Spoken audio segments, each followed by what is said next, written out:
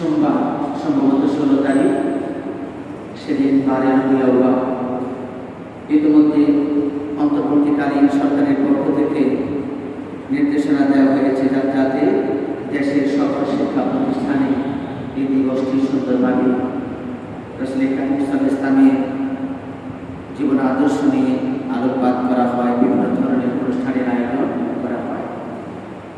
বাংলাদেশের ইতিহাসে বলা যায় এটা প্রথম একটা নির্দেশনা যে বিশ্বনবী মুহাম্মদুর রাসূলুল্লাহ সাল্লাল্লাহু আলাইহি ওয়াসাল্লামের জীবন আদর্শ নিয়ে প্রাতিষ্ঠানিকভাবে কর্মসূচি পালন করার জন্য একটা সরকারের পক্ষ থেকে নির্দেশনা এসেছে।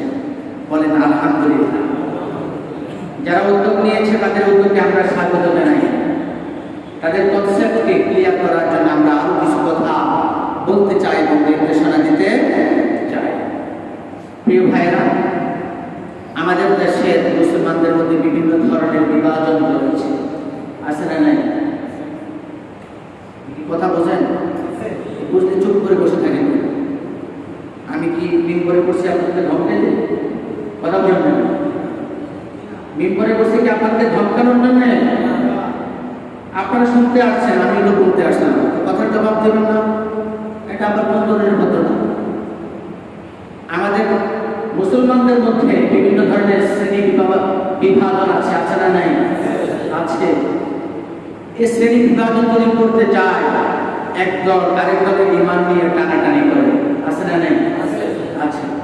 ইতিমধ্যে আপনারা দেখেছেন যে দেশের বিভিন্ন জায়গায় মাজার ভাঙছে অনেকে।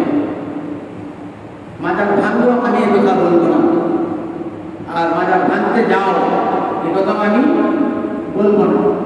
মাজার কি কারণে গড়ে উঠেছে আর এই মাজারের সমাজ এবং রাষ্ট্রকে কি দিচ্ছে এটা তো বোঝার বিষয়। কি বলেন? মাজারের একটা ইট যদি সরিয়ে ফেলে আপনার হৃদয় স্পটে আঘাত হানে, যে মাজার ভেঙে দিল, কিন্তু একজন মুসলমান ঈমান গ্রহণের পর মাজারের সেজদা দিয়ে মুশরিক হয়ে সেখান থেকে বেরিয়ে আসে, তখন আপনার হৃদয়ের মধ্যে হৃদয়ের আগুনে কোনো আগুন জ্বলে না, সেটা আপনার কোন ধরনের ইমানদার, সেটাও তো বোঝা দরকার। কি বলেন? যারা মাজারপন্থী তারা কি ভিন্ন ধর্মের লোক? কথা বলেন। ভিন্ন ধর্মের মানুষদের প্রতি আমাদের কোনো বিসংবাদ নেই, তাদের মন্দির আমরা পাহারা দিচ্ছি। কিন্তু এদেশের ওলামায়ে যারা মন্দির পাহারা দেয় না, মুসলমানরা দেয় না, দিয়েছে, ভবিষ্যতে দিবে। যতদিন বাংলাদেশ থাকবে ততদিন বাংলার জন্য যত মন্দির, মসজিদ, মঠ, গির্জা, চার্চ রয়েছে এগুলো মুসলমানদের কাছে আমানত। এদেশের মুসলমানরা এগুলো পাহারা দেবে ইনশাআল্লাহ।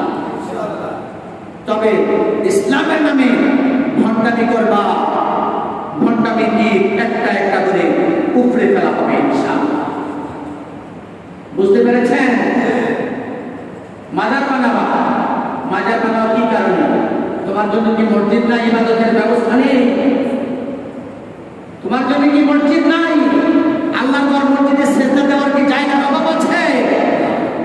সুতরাং সতর্ক হন। মসজিদে আসবা আবার মাজারে যাবা, বেটাবেটি দলাদলি করবা, কষাকষি করবা, একসাথে গাঁজা খাবা, সিন্দি বিতরণ করবা, এগুলো চলবে না।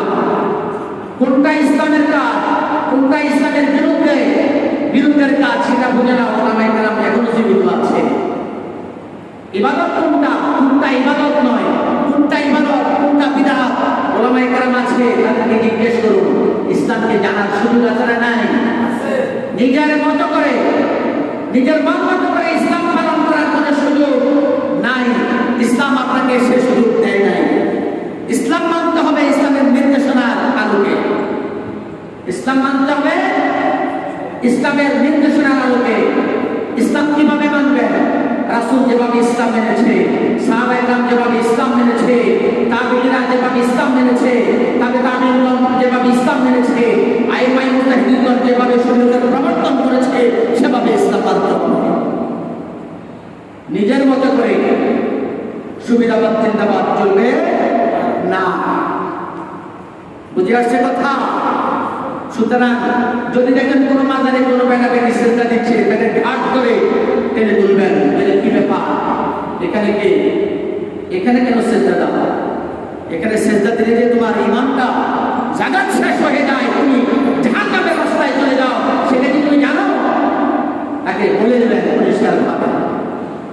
সুতরাং মাজার কেন্দ্রে কোনো আড্ডাখানা গড়ে তোলা যাবে না। মাজার আছে এটা ভাবতে বলছি, কি কথা বলেন না কেন? বলছি মাজার কেন্দ্রে কোনো আড্ডা তৈরি করা যাবে না।